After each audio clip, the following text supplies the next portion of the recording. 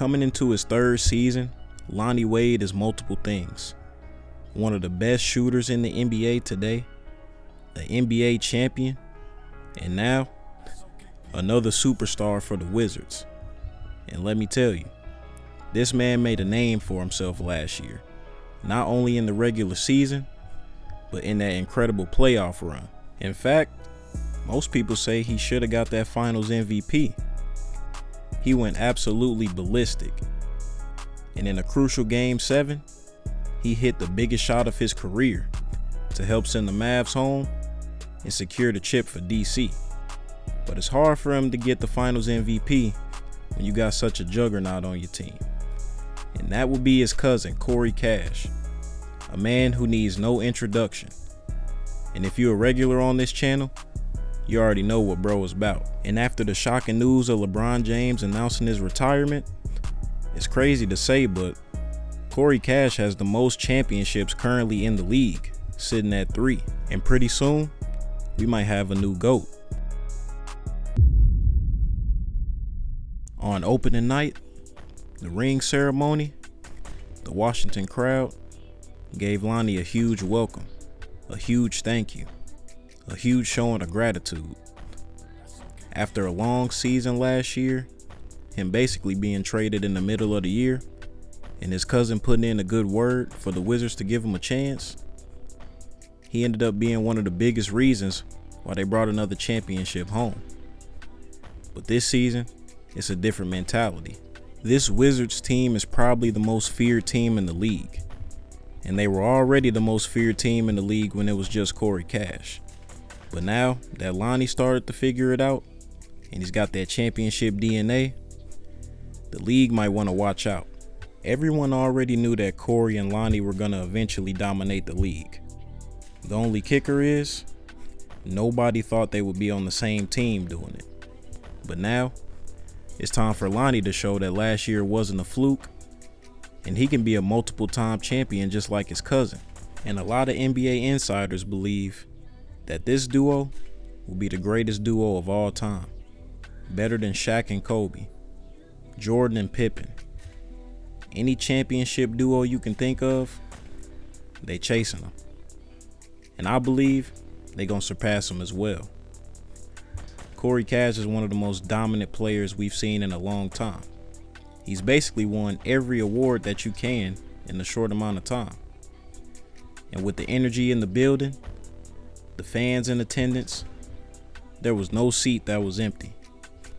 Everybody was ready for opening night, and they was ready to see, did the team drop off or did they elevate?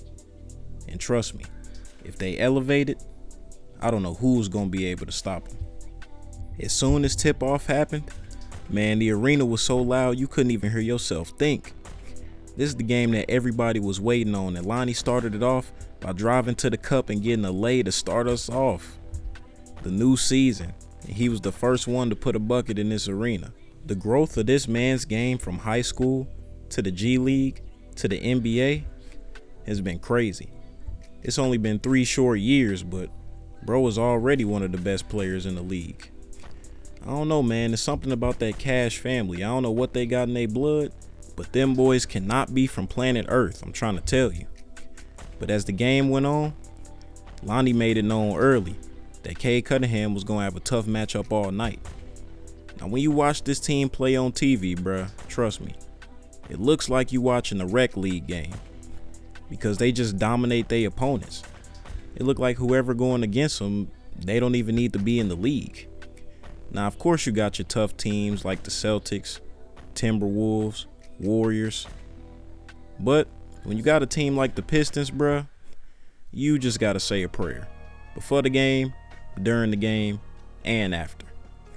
But they made it close early. At one point, it was 8-8, which meant it was time for Lonnie to be great. Drove straight to the cup for a couple of Lay's chips, man. I don't know what flavor, but hey, it's based on personal preference, I guess. Early on, man, it was starting to get scary.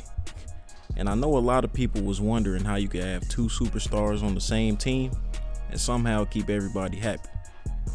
And the real answer to that is, you can't. You just gotta hope. But this team, it seemed like it was a different vibe. Everybody wanted each other to win. And the leader of the pack was Corey. Yeah, of course, Lonnie was the one bringing the ball up and directing the offense, but Corey was the heart and soul of this team. Everybody had to listen to his input, and they wanted to listen to his input. And he was going to lead this team to the promised land.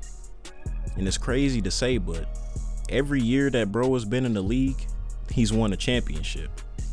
That's insanity, man.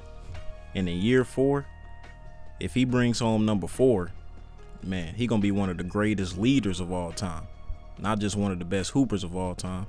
But 13 to 14, Lonnie was making every defender that guarded him wish they had ankle therapy.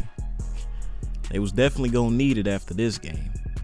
And as far as the duo, they was clicking on all cylinders, scoring from the inside, mid-range, and even from the 3. Now that boy Corey Cash ain't known as one of the best shooters in the league, but I don't know why that is. I'll say he's the most underrated shooter in the league. I mean, he was literally in the 3-point contest and they still don't look at him as a threat. I don't know why he be wide open most of the time. They need to start putting that in the scouting report. But just like holding a hot plate fresh out the microwave, this game got out of hand fast. Get it? Come on, man, you already know. But the energy was in the building and everybody was live, man. This team looked like they had missed the beat. This team looked like they was gonna make the Pistons go home and cry. This team looked like it was about to be a dynasty. But we can't speak too soon. There's still a lot of ball left to play. Now, as far as Lonnie Wade, a key thing he worked on this offseason was focusing on that defense. And as y'all know, he had a record for most steals in a playoff game last year. And he picked up right where he left off in this game, getting a steal. Hey! And then showing off his new and improved vertical. But man, that boy Lonnie was a dog, and I'm telling you, he wasn't done yet. He got a back-to-back steal. Hey! And a back-to-back dunk as well. Like I just mentioned, in the offseason, that boy wanted to become a pickpocket, and he was putting it on full display in this first game.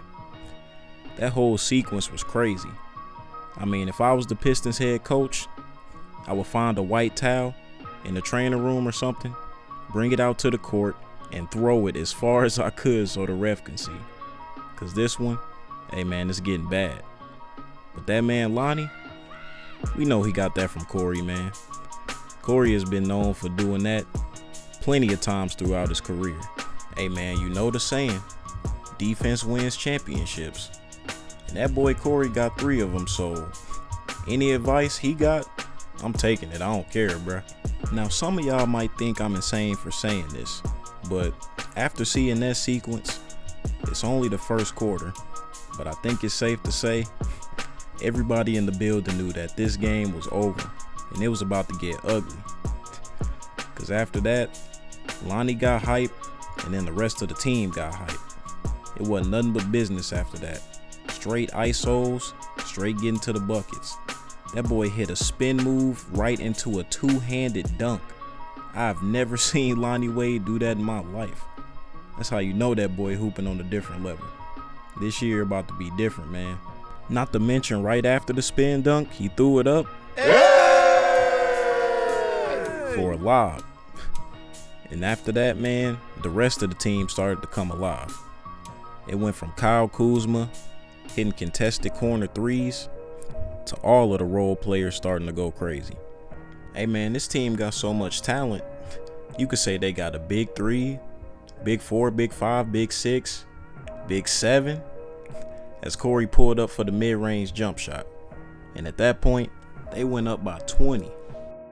And yeah, it just got real bad, man. That boy Cam Reddish, the newest addition to the team, drove to get the and one bucket. He got that championship DNA too. If y'all remember, Corey rookie year, he was on that Bulls team.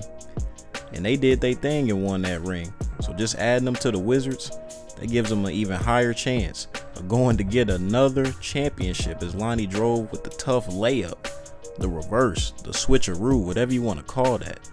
And then he went to ISO and Tobias Harris, man. And then right after that, my boy Corey Cash said, anything you can do, I can do better.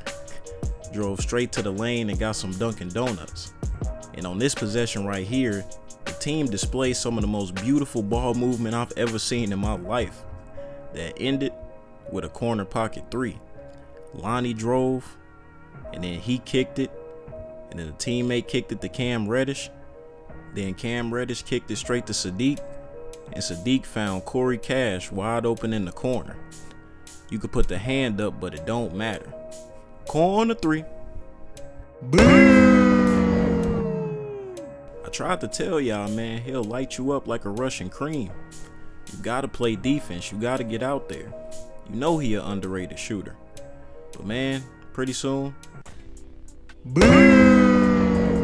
that boy Lonnie said, hey, I ain't shot the ball yet.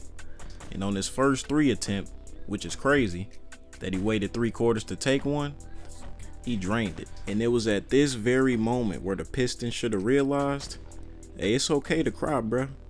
Sometimes when you going through it, you just gotta shed a few, man. Cause this one was getting ugly. Up 30 with half a quarter and then another full quarter left to go. Sheesh.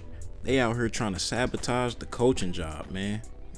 And on top of that, this happened to be the quarter where Corey was starting to catch fire. And he realized he had a smaller Jaden Ivey on him and basically treated him like a little boy at daycare. Pushed him out the way and then got the easy buck. And yeah, man, everybody started to feel sorry for these boys. But you couldn't tell though, the arena was super loud. Lonnie got another steal. Pretty soon they gonna have to call these boys the Showtime Wizards. They was putting on highlight plays all game. And as I just mentioned, Corey Cash was catching fire and coach decided, yeah, you're done for the day, buddy. And so was Lonnie. Them boys got subbed out in the third quarter with 4 minutes left to go. Man, if that ain't dominance, I don't know what is. But what a crazy start to the season. I know we got other talent around the league like Jordan Johnson, Zay Harris, Sean Diallo, but y'all gotta remember who the champions are. And all those players I mentioned, they gotta go through these two. And trust me, I don't know anybody that wanna play them. Cause after what they showed tonight, it's clear as day. Them boys ain't slowing down at all. And they really trying to run it back.